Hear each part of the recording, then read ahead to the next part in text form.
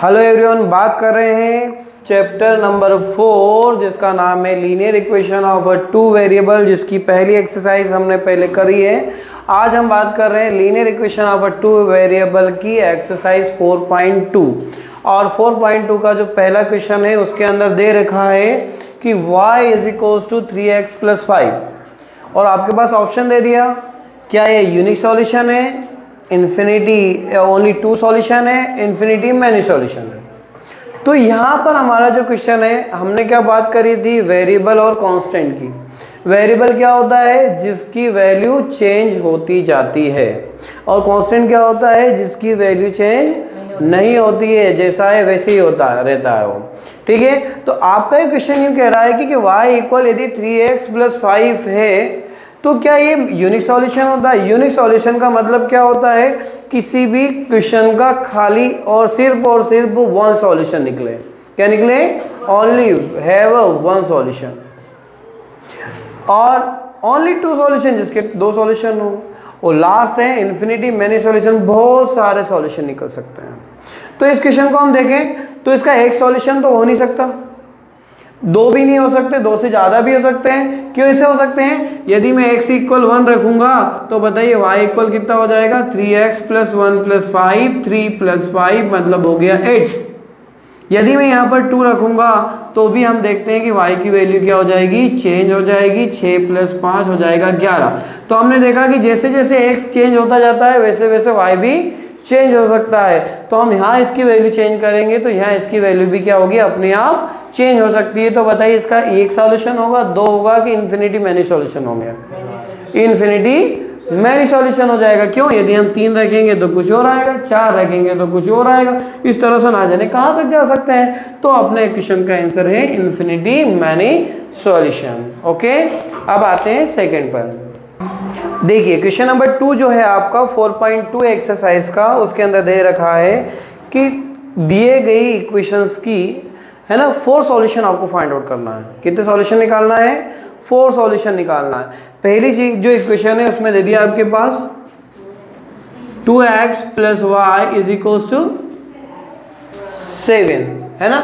तो हम यहाँ इसको सॉल्व करने का तरीका ये होगा, y को यही रखें और 7 माइनस कितना हो जाएगा, जो इधर पॉजिटिव होता है उधर जाता तो नेगेटिव हो जाता है। अब इसमें 4 सॉल्यूशन निकालना, अपनी इच्छा वो निकालना। हम क्या करेंगे, एक बार 0 रखेंगे, एक बार 1 रखेंगे, एक बार 2 रखेंगे, एक बार -1 भी रख सकते हैं, 2, 3, 4 जो भी अपने रख सकते हैं। तो सबसे पहले इसमें मैंने यदि पुट किया x = 0 तो बताइए y इक्वल कितना हो जाएगा, कितना हो गया, 0 का मल्टीप्लाई 2 में करेंगे 0, और यहाँ बच गया आपके पास 7। आंसर हो गया आपके पास 7। जब हमने लिखा x = 1 तो y = 7 - 2 × 1 होगा कि नहीं होगा? क्या हो जाएगा, 5। यदि हमने पुट किया x = 2 तो y = 7 - 2 × 3, 7 - 6 = 1। अब यदि हमने रखा, हाँ सॉरी 2 रखना पड़ेगा ना, ठीक है। तो कितना हो गया, 4, 3 हो जाएगा। वहाँ पर जब हम x इक्वल कितना रखेंगे, 3 रख देंगे तो y = 7 - 2 × 3, तो अब आ जाएगा आपके पास 1। हर क्वेश्चन में आपके 4 सॉल्यूशन निकल सकते हैं। जरूरी नहीं कि मैंने जो निकाले वही निकाले, आप आपके हिसाब से दूसरी वैल्यू रखेंगे तो आपका आंसर दूसरे आ सकते हैं। मतलब एक क्वेश्चन के में देखा जाए तो उसमें वैल्यू चेंज होती जाएगी, तो उसके कितने सॉल्यूशन हो सकते हैं, इन्फिनिटी मैनी सॉल्यूशन हो सकते हैं। क्लियर है? और देखें एक आध। अब यदि हम सेकंड क्वेश्चन देखें तो πx + y = 9। यहाँ से क्या करें, y इक्वल क्या हो जाएगा, 9 - πx।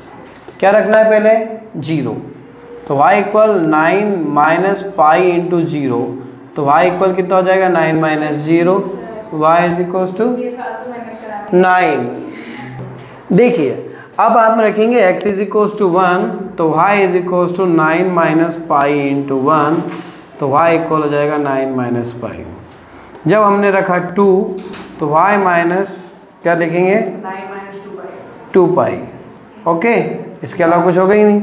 जब a को रख दे हम लोग पुट, क्या रखा x इज इक्वल्स टू 3, तो y equal 9 minus pi into 3, मतलब हो गया 9 माइनस 3 पाई। ठीक है, इस तरह के क्वेश्चन है, सरल है, हो जाएंगे, कोई बड़ी बात नहीं है। फिर भी एक और बचा हुआ क्वेश्चन वो भी हम कर लेते हैं। अब इसी तरह से यदि क्वेश्चन नंबर 3 की हम बात करें, 3rd क्वेश्चन में आपकी बुक में दे रखा है कि यदि दी गई इक्वेशन, ये इक्वेशन 4 पॉइंट्स दे दिए अलग अलग कि ये पॉइंट इसको सेटिस्फाई करता है या नहीं है। वहाँ पर जो पहला पॉइंट दे रखा है आपके पास, उसमें दे रखा है 0,2। इसका क्या मतलब है, ये किसको डिनोट करता है x को, ये किसको डिनोट करता है y को डिनोट करता है। क्लियर है बात। तो उसने बोला कि जब इसकी वैल्यू यहाँ पुट करेंगे और इसका LHS RHS के बराबर आएगा, इक्वल आएगा, तो ही इसको सेटिस्फाई करेगी। ठीक है, तो यदि मैं इसका LHS पोर्शन देखूं, क्या दे रखा है, ठीक है, इसमें क्या पुट करेंगे x equal 0 and y is equal to 2 रखें, तो हो जाएगा 0 माइनस 2 इंटू 2, कितना आ गया 0 माइनस 4। क्या -4 RHS के बराबर है? नहीं है। क्यों? क्योंकि RHS में कौन है, 4 है, और हमारे पास कौन आया, -4 है। क्लियर है। अब इसी तरह से एक और पॉइंट देखा है हम, जिसके अंदर दे रखा है 4,0,